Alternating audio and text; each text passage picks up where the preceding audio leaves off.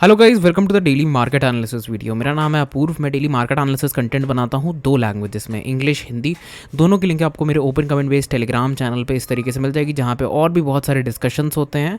मैं किसी भी तरीके की कोई स्टॉक रिकमेंडेशन, सजेशन या फिर टिप, कॉल, एडवाइस ये सब नहीं देता अपने टेलीग्राम पे। तो क्या होता है मेरे टेलीग्राम पे और मेरे यूट्यूब वीडियोज़ पे, मैं प्राइस एक्शन का डिस्कशन करता हूँ, चार्ट पैटर्न्स का डिस्कशन करता हूँ और लोगों से उनके व्यूज़ मांगता हूँ कि आपको इस डिस्कशन में पार्ट लेना है अगर, तो आपको क्या लगता है।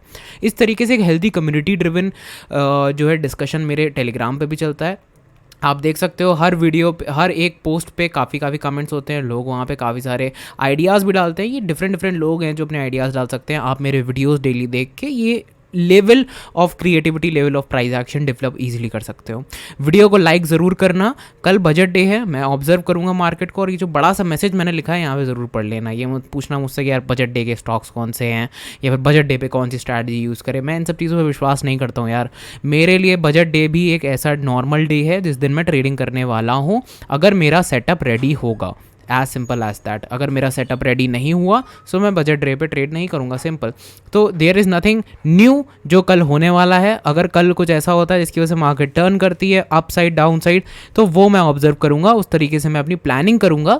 किस चीज़ पे? पोजीशन साइजिंग पे प्लानिंग करते हैं, स्ट्रैटेजी तो वही रहती है, राइट। सो सामने मेरे है श्रेयस शिप एंड जो भी पूरा नाम है स्टॉक का, shipping and logistics, Shreyas shipping and logistics. तो ये स्टॉक के बारे में डिस्कशन करने जा रहा हूँ। 70 लाइक्स का टारगेट है गाइस, 70, ठीक है। अगर इतने लाइक्स हो जाते हैं, thanks a lot for that. और अगर आप लोग चैनल पे नए हो, तो पहली बार अगर चैनल पे आए हो तो पूरा वीडियो देख के ही जाना चैनल पे, एंड सब्सक्राइब बटन पे क्लिक करके ज़रूर जाना, क्योंकि हम लोगों का टारगेट है 6700 सब्सक्राइबर्स का। तो अगर आप लोगों को वर्थ इट लगे ये पूरा कंटेंट देखने के बाद, पूरे वीडियो देखने के बाद लगे कि हाँ यार वर्थ इट है, दम था कंटेंट में, स्विंग ट्रेडिंग और पोजिशनल ट्रेडिंग में आज कुछ सीख के गए हैं, तो ज़रूर सब्सक्राइब करना। चलो अब वीडियो स्टार्ट करते हैं।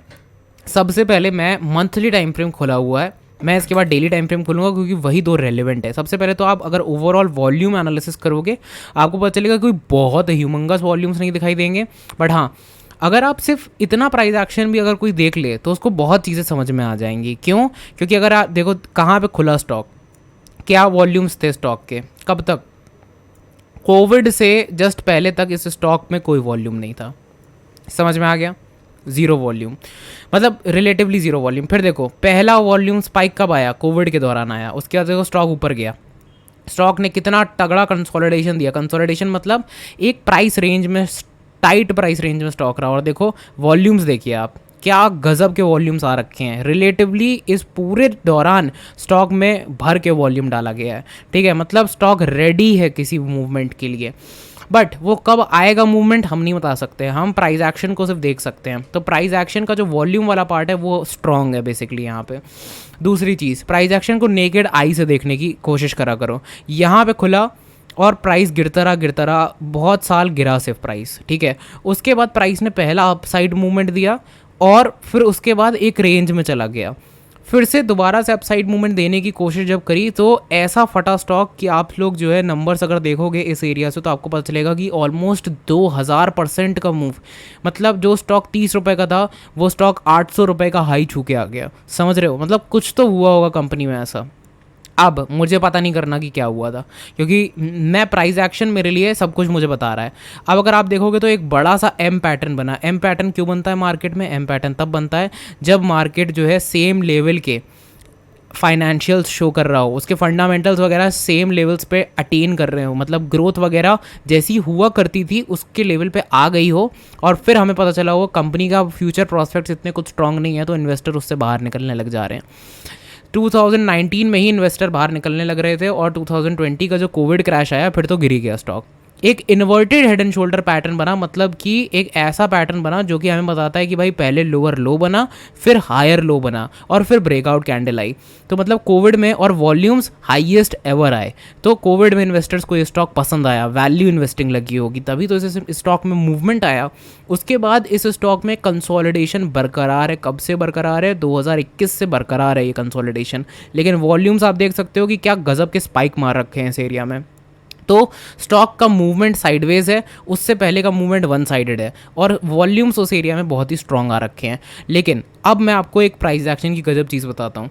जो वैल्यू स्टॉक की थी वो एम पैटर्न के टॉप पे भी वही वैल्यू बनी, और वो कोविड के फॉल के बाद वी शेप रिकवरी दे के भी उसी वैल्यू पे अटेंड है। इसका मतलब स्टॉक में अगर कुछ भी अच्छी न्यूज़ आती है फ्यूचर में, ठीक है, जिस न्यूज़ के लिए हम नहीं बैठेंगे, हम प्राइस एक्शन के लिए बैठेंगे। प्राइस एक्शन हमें न्यूज़ से पहले एक इंडिकेशन दे देता है, कन्फर्मेशन दे देता है, जिसके बाद एक ट्रेड में मूवमेंट आना चालू होता है। उसको कहते हैं कैप्चरेबल मूवमेंट, उसको कहते हैं हम लोग ट्रेडिंग, उसको कहते हैं स्विंग ट्रेडिंग और पोजिशनल ट्रेडिंग और इन्वेस्टिंग। समझ में आया?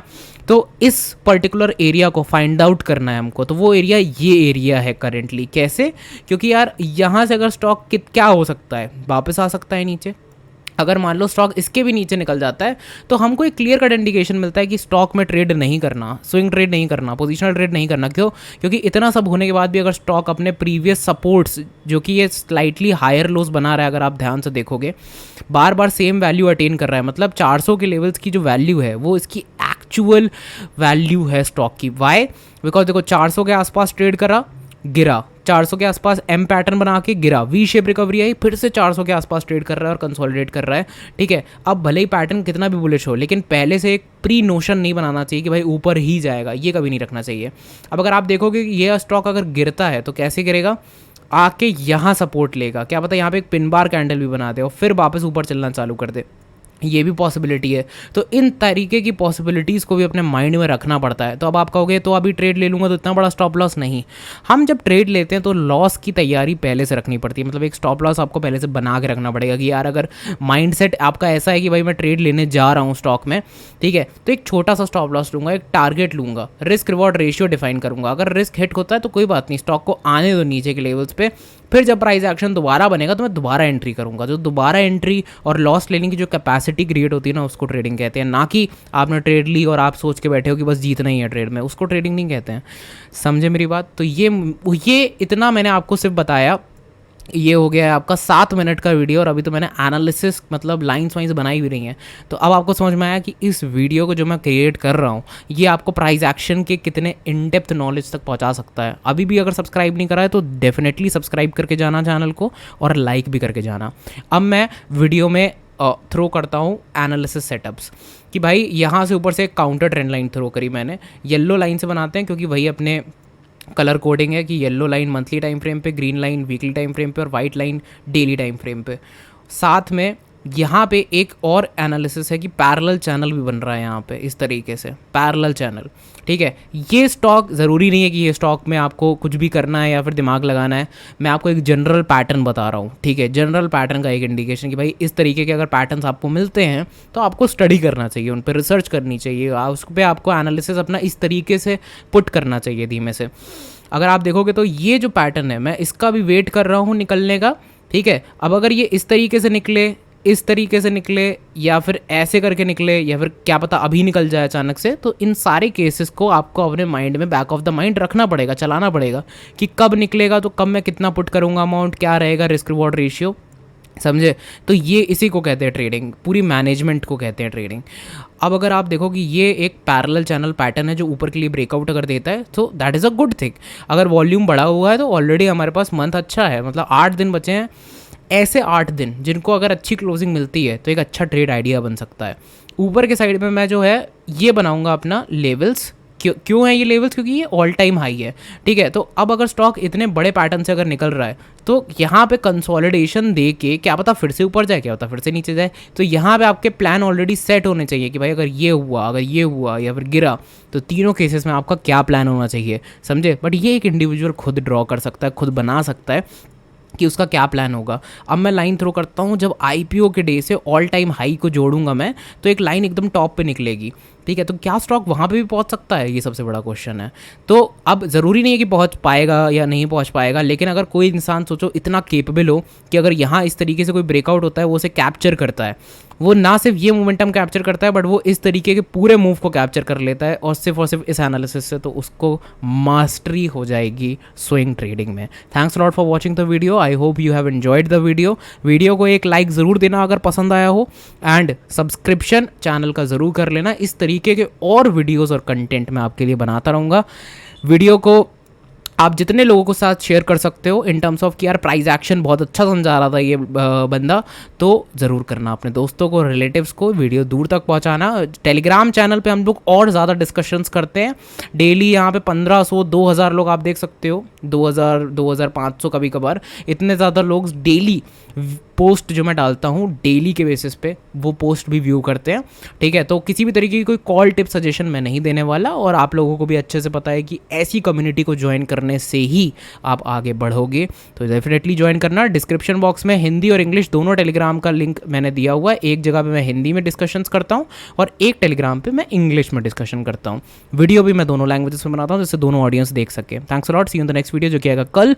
स्टे ट्यून, लेट्स सी कि बजट डे पे क्या होता है। टेलीग्राम पे डिस्कशन ऑन रहेगा, कुछ अगर मस्त अच्छी चीज़ होती है तो उसका भी डिस्कशन हम लोग करते रहेंगे, और आप लोगों के जो व्यूज़ होंगे बजट वगैरह पे वो भी मैं सुनता रहूँगा। एंटरटेनमेंट के लिए डेफिनेटली ये सब चीज़ें भी हम लोगों को लूप में रखती हैं, लेकिन ये सब चीज़ें हमारे सेटअप पे इफेक्ट नहीं करनी चाहिए। Thanks a lot, see you tomorrow.